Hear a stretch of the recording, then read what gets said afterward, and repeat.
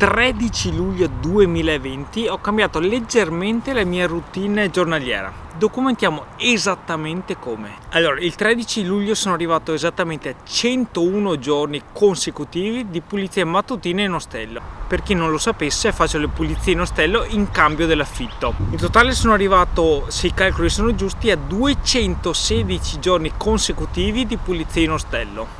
Beh, il primo lavoro che ho fatto è stato pulire le stanze dell'ostello a partire dalle 10 di mattina per un'ora e mezza, 2 massimo.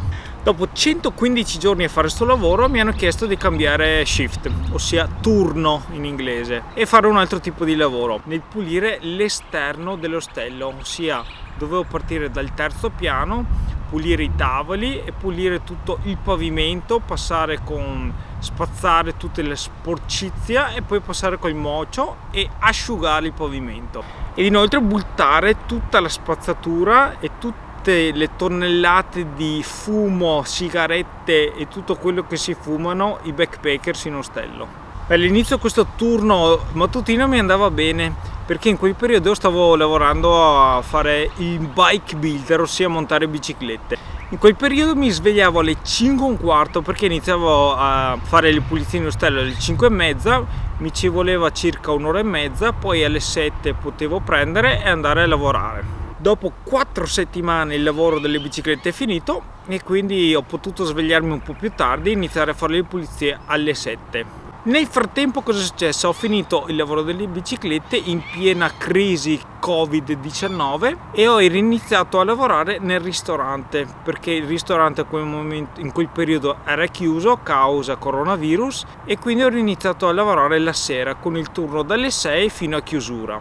Chiusura che vuol dire dalle 10 fino negli ultimi tempi ho finito il venerdì e il sabato a mezzanotte e mezza, 1. Questo vuol dire che dopo andavo a casa, cena con calma, un paio d'ore di relax a guardare video su YouTube e imparare tutte le cose che piacciono a me, e a letto non prima delle 2, a volte anche alle 4 di mattina. Andando a letto alle 2, sveglia alle 7, quindi 5 ore di sonno perché dovevo fare queste pulizie la mattina, e poi ritornare a letto e dormire altre 3 ore perché bisogna dormire 8 ore per essere sani e pimpanti. Un po' una rottura perché la giornata è spezzata in 2.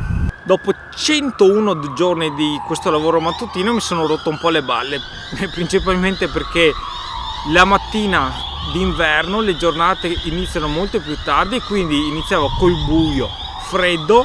Certe mattine ha fatto 6, 7, 8 gradi e per me che sono freddoloso, ed inoltre visto che ho solo 2 strati di maniche lunghe a disposizione, non era molto piacevole iniziare la giornata così.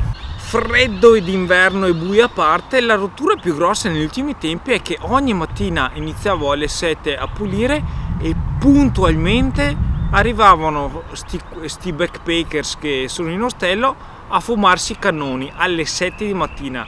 Puzza da fumo, e sti qua che si siano sui tavoli non si muovono neanche se li pagavo. Quindi vado dai gestori dell'ostello, vado a chiedere se per caso hanno un altro lavoro da farmi fare. Fatalità, stavano proprio cercando uno che facesse le pulizie alla sera, pulire la cucina dell'ostello dalle 11 di sera in poi.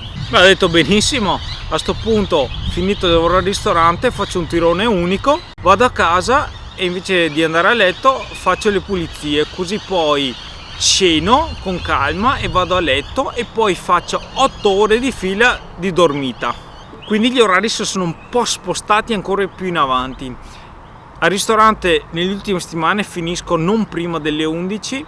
Questo ultimo sabato ho finito all'1. Poi vado in ostello e devo fare queste pulizie e ci metto circa da un'ora ad un'ora e mezza.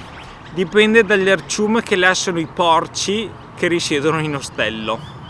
Finora la sera che ho finito proprio più presto è stato alle 11:20 perché la cucina era quasi pulita. La sera che ho finito più tardi è stato sabato scorso alle 2. Dopo le pulizie, cena con calma. Poi in questo periodo mi sto guardando video tutorial e sto imparando anche a fare video sul color grading, ossia come colorare i video. Potrei stare ad imparare a sta cosa per settimane. E quindi vado a letto tra le 2 e le 4, poi ho 8 ore di sonno e quindi sveglia tra le 11 e l'1 e quindi reinizia la mia nuova giornata, che consiste nel montare il video del giorno precedente e fare una Instagram story.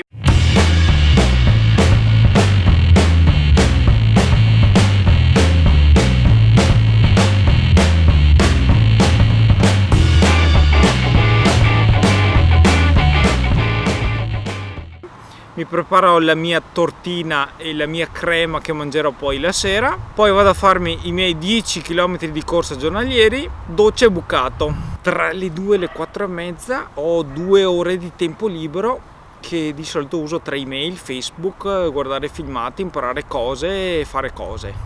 Poi ogni 6 giorni mi tocca andare a fare la spesa in queste ore. Alle 17:40 prendo la bici e vado al lavoro, però prima devo spendere mezz'oretta a prepararmi la cena che mangerò dopo. E poi si ripete il tutto. Morale della favola: l'importante è essere flessibili e adattarsi ai nuovi orari. Domenica e lunedì non lavoro al ristorante, quindi in teoria ho 10 ore libere in questi 2 giorni, dalle 6 alle 11. In teoria queste sono 10 ore che dovrei utilizzare per fare questo video YouTube. Infatti ci metto circa 10 ore a montare un video che dura 10 minuti. Però nelle ultime settimane ho un po' cazzeggiato e ho fatto altro, quindi assenza ingiustificata. Dicono che una delle cose più difficili se vuoi pubblicare video su YouTube regolarmente è proprio stabilire una routine con cui devi programmare come pubblicare i video. Io devo ancora trovarla. Vediamo se nelle prossime settimane riesco a organizzarmi in modo tale da riuscire a riprendere con un video a settimana. Per questa settimana è tutto, ci vediamo alla prossima. Speriamo. Ciao fioi!